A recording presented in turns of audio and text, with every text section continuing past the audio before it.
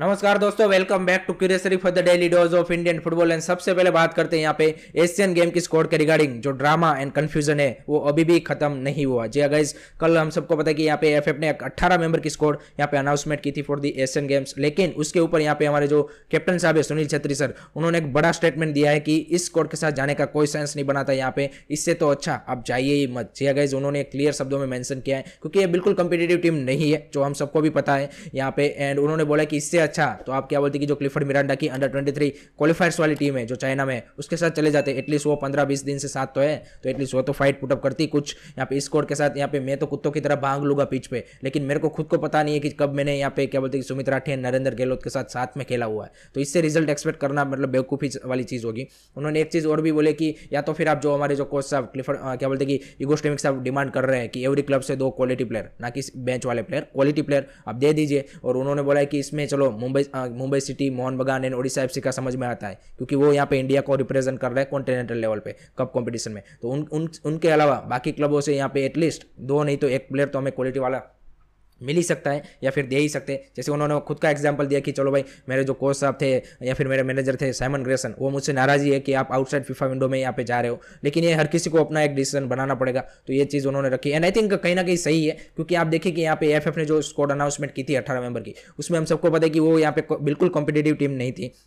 And उसमें उन्होंने जानबूझ के I think Sunil Chhetri sir का नाम इसीलिए डाला था क्योंकि यहाँ पे उनको भी पता है कि बैकलेस आने वाला है। अगर सुनील छेत्री सर इस स्कोर में नहीं होता तो बिल्कुल मतलब फैंस यहाँ पे एक्सेप्ट नहीं कर पाते कि भाई आप कैसी टीम भेज रहे हो, सिर्फ भेजने के लिए भेज रहे हो, वही वाली चीज़ हो जाती। एंड उसी के लिए यहाँ पे आप सुनील छेत्री सर को एज ए स्केपगोट यूज़ किया गया है, जो कि आई थिंक बिल्कुल सही बात नहीं। अगर आपका ओरिजिनल प्लान जो पहले वाला प्लान था वो वही था कि आप अंडर 23 स्कोर के साथ ही जाना चाहते थे, वो तो फैन का जब प्रेशर आया कि यहाँ पे क्या बोलते उसके चलते यहाँ पे एफएफ क्या बोलते कि साई ने मना कर दिया था कि भाई इस स्कोर के साथ हम आपको नहीं भेज रहे। फिर यहाँ पे क्या बोलते फैन का प्रेशर है कि भाई आप एशियन गेम्स में क्यों नहीं जा रहे हो, तब जाके यहाँ पे क्या बोलते कि साई ने आपके सामने कंडीशन रखी, फिर आप सुनील छेत्री और ये क्या बोलते कि एक कंपिटेटिव स्कोर के साथ जाओ, तो फिर आप वहाँ पे झुक गए। जबकि आपको वहाँ पे अपना स्टैंड क्लियर करना था कि नहीं, अगर हम जाएंगे तो इसी स्कोर के साथ जाएंगे, अदरवाइज नहीं जा रहे, चाहे भले ही उसके फैंस थोड़ा नाराज होता। लेकिन जो पूरा बखेड़ा हुआ है वो एटलीस्ट आप क्या बोलते कि वो एटलीस्ट आप यहाँ पे नहीं होता और ये सारी चीज़ें स्मूथ तरीके से चली जाती है। लेकिन अब जो हो गया है तो हो गया। और अभी कल रात को न्यूज़ आ रही थी कि भाई यहाँ पे धीरज सिंह एंड क्या बोलते हैं रोहित दानू की जगह पे लिस्टन कोलासो एंड विशाल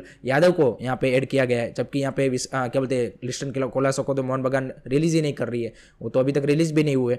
तो ये अभी भी पूरा कन्फ्यूजन बना हुआ है। एंड आई थिंक 19 सितंबर को जब पहला मैच है हमारा चाइना के सामने, उससे पहले ही हमें शायद क्लियर पता चल पाएगा कि कौन जा रहा है कौन नहीं जा रहा है। एंड आज गाइज यहाँ पे एफएफ के जो फुटबॉल हाउस दिल्ली है वहाँ पे हमारे कोच साहब इगो स्टेमिक एंड एफएफ ऑफिशियल की मीटिंग होने वाली है। तो वहाँ पे आई थिंक काफ़ी सारी चीज़ें क्लियर हो जाएगी वैसे, एंड डिसाइड हो जाएगा कि भाई कौन एज ए कोच यहाँ पे एशियन गेम्स में जा रहा है। तो फाइनल डिसीजन आई थिंक आज हम एक्सपेक्ट कर सकते हैं। तो लेट्स सी किस तरह से पूरा जो एशियन गेम्स की स्कोर का जो आई थिंक एक कन्फ्यूजन या फिर एक जो ड्रामा बना हुआ है वो कैसे एंड होता है वो देखते हैं। हाँ, moving on to the second news is regarding guys, यहाँ पे बड़ी न्यूज़ आ रही है क्योंकि हम सबको पता है कि रिसेंटली यहाँ पे जो वेस्ट बंगाल की चीफ मिनिस्टर है ममता बनर्जी, वो अपने डेलीगेशन के साथ स्पेन में है for the business summit. And वहाँ पे वो यहाँ पे Mohun Bagan, East Bengal and Mohammedan SC के ऑफिशियल के साथ गई है। उसके साथ सौरव गांगुली जो हमारे फॉर्मर इंडियन कैप्टन है फ्रॉम क्रिकेट, उनके साथ भी गई है। तो उन्होंने यहाँ पे लालीगा के साथ एक एमओयू साइन किया है और लालीगा के प्रेसिडेंट जेवियर तावेस के साथ कि यहाँ पे लालीगा की एकेडमी वेस्ट बंगाल में एस्टैब्लिश की जाएगी। तो that's a great news for West Bengal. And एक जो लालीगा इतना फुटबॉल में बड़ा जायंट है, तो उसकी यहाँ पे आपको टेक्निकल हेल्प मिलने वाली है। और जेवियर तवास ने भी बोला है कि वेस्ट बंगाल यहाँ पे इंडिया का वन ऑफ दी स्टेट है कि जहाँ पे football as a first choice game है। तो जैसे और उन्होंने भी इस पार्टनरशिप से यहाँ पे इंडियन में फुटबॉल को डेवलपमेंट करने की बात रखी है। तो that's a great news for West Bengal football fans. Moving on to the end as a Indian football fans भी और as a all over India भी आई थिंक ये बढ़िया बात है कि एक आपको टेक्निकल सपोर्ट मिलने जा रहा है। Moving on to the next news is regarding guys, Arsene Wenger ने यहाँ पे अपनी इंडिया विजिट के बारे में और उनके प्लान के बारे में यहाँ पे कुछ बातें रखी है। एंड उन्होंने बोला है कि definitely I am excited and अक्टूबर के एंड में वो यहाँ पे विजिट करने वाले हैं। उन्होंने ये बोला है कि किस तरह से वो इंडिया में फुटबॉल डेवलप करना चाहते हैं, उसमें उन्होंने 2 चीज़ के ऊपर यहाँ पे फोकस ज़्यादा दिया है। उन्होंने बोला एक तो एकेडमीज़ की ग्रास रूट लेवल पे ज़्यादा से ज़्यादा एकेडमीज़, एंड दूसरा यहाँ पे फुटबॉल एजुकेशन, जो आई थिंक उन्होंने बोला कि सबसे ज़्यादा ज़रूरी है कि यंगर डेज में अगर आप फुटबॉल एजुकेशन जितना बढ़ाओगे और जितना लोगों को या फिर बच्चों को, चिल्ड्रन को आप फुटबॉल के गेम के नज़दीक लाओगे उतना ही ज़्यादा आप क्या बोलते हैं कि आपके पास टैलेंट और वो सब बढ़ेगा। उसके बाद का जो स्टेप होगा वो ऑब्वियसली वो कोचिंग होगा यंग एज से। और यहाँ पे हम सबको पता है कि यहाँ पे एक सेंट्रल एकेडमी एस्टैब्लिश करने की बात है यहाँ पे एफएफ एंड फीफा की ओर से। और उन्होंने बोला कि नो डाउट 1.4 बिलियन इतना बड़ा सबसे बड़ा कंट्री है यहाँ पे पॉपुलेशन वाइज, एंड डेफिनेटली वहाँ पे भर भर के टैलेंट पड़ा है। लेकिन वो चैलेंज भी वही है कि यहाँ पे किस तरह से वहाँ पे वो जो एक निडल की तरह यहाँ पे टैलेंट को एक्सट्रैक्ट करना for this vast population country, वो भी एक बड़ा चैलेंज है। तो वो तो एक्साइटेड है एंड लेट्स सी कि किस तरह से ये जो पूरा प्रोजेक्ट है विथ फीफा आई थिंक कैसे एएफएफ एक्सिक्यूट करती है वो देखना इंटरेस्टिंग सा होगा। और उसमें ये भी बात है कि यहाँ पे जो इनिशियल स्टेज है उसमें यहाँ पे ऑल ओवर द इंडिया से स्काउट किया जाएगा best of the best, and उसको एक सेंट्रलाइज एकेडमी में डाल के फिर उसकी ट्रेनिंग जो एक आप क्या बोलते हैं कि एक स्टैंडर्डाइज ट्रेनिंग होती है जो all over the world best academies में होती है उस तरह से प्रोवाइड की जाएगी, एंड इसमें फीफा अपनी सारी मदद करेगा। तो आई थिंक एक अच्छा प्रोजेक्ट है for the Indians grass root development की अगर हम बात करें तो। उसके बाद next moving on to the news is regarding guys India under 17 women's का जो एशियन कप क्वालिफायर्स है उसके राउंड 2 के यहाँ पे टीम के लिए यहाँ पे टीम अनाउंसमेंट हो चुके हैं। हमारी जो कोच साहब है पीवी प्रिया उन्होंने यहाँ पे 23 मेंबर की स्क्वाड अनाउंसमेंट की है, जिसमें आप देख सकते हो कि सिलजी साजी जो हमारी यंगस्टर है one of the brightest player. उसके अलावा यहाँ पे गुजरात से भाई यहाँ पे खुशबू सरोज को यहाँ पे सिलेक्ट किया गया है, तो that's a great news for me also कि गुजरात से भी चलो भाई यहाँ पे वुमेंस में एटलीस्ट प्लेयर सिलेक्ट हो रहे हैं तो अच्छी बात है। एंड थाईलैंड में ये 19 से 23 सितंबर के बीच में 3 मैचेस खेलने वाले हैं, जिसमें मतलब south Korea, Thailand and Iran. तो ईरान तो एक टफ चैलेंज ज़रूर है, लेकिन आई थिंक हमारी जो वुमेंस की या चाहे वो यूथ लेवल की टीम्स हो या फिर सीनियर टीम हो उसमें पोटेंशियल भी काफ़ी ज़्यादा है। तो I am really excited to सी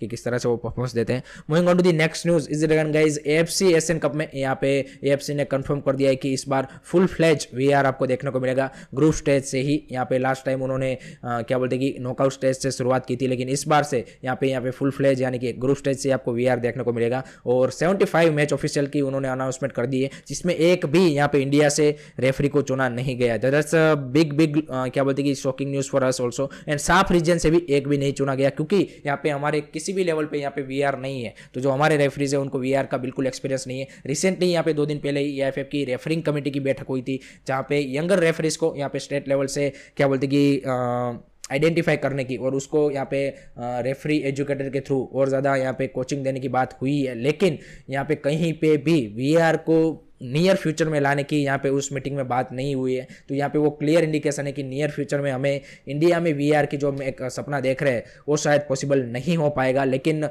अगर आपको यहाँ पे आपके रेफरीज का स्टैंडर्ड डेवलप करना है तो डेफिनेटली आपको वीआर लाना ही पड़ेगा, क्योंकि जो मॉडर्न वर्ल्ड के जो रेफरीज है और जिस तरह से मॉडर्नाइज गेम हो चुका है उसमें अगर वो स्टार्टिंग से ही उसका एक्सपीरियंस नहीं लेंगे तो कैसे आप एक्सपेक्ट कर रहे हो कि वो यहाँ पे अभी का जो लेवल है या फिर इतने बड़े टूर्नामेंट होते हैं एएफसी के या फिर फीफा के उसमें आप अपने रेफरीज को रख पाओगे। और एक जो स्टैंडर्ड एक आप क्वालिटी वाला रेफरीज प्रोड्यूस करना चाहते हो इंडिया से भी, वो आई थिंक वो अचीव नहीं कर पाओगे। तो लेट्स सी किस तरह से एएफएफ इसको लेता है एंड क्या क्या चेंजेस करता है वो देखते हैं। Moving on to the next news is regarding guys यहाँ पे ईस्ट बंगाल के लिए एक बुरी न्यूज़ आ रही है कि यहाँ पे जो नोरेम महेश है वो यहाँ पे उन्होंने इंजरी यहाँ पे ले ली है, तो I think may be 2-3 weeks के लिए वो आउट है। सो लेट्स सी कब तक वो कम बैक करते हैं। उसी के साथ यहाँ पे केरला ब्लास्टर के लिए 2-3 अपडेट आ रही है, जिसमें पहली है कि भाई क्या बोलते हैं दिमित्रिस दिमांतकोस यहाँ पे यूएई में क्लब क्या बोलते हैं कि टीम के साथ जुड़ चुके हैं, जो कि एक अच्छी बात है, क्योंकि खबरें ये आ रही थी कि वो मतलब लॉन्गर इंजरी के साथ 1-2 महीने के लिए बाहर है, लेकिन वो ट्रेनिंग में जुड़ चुके हैं एंड 1-2 वीक की अब यहाँ पे रिहेब लगेगी। उसके बाद आई थिंक वो स्टार्ट कर पाएंगे। तो इनिशियल मैचेस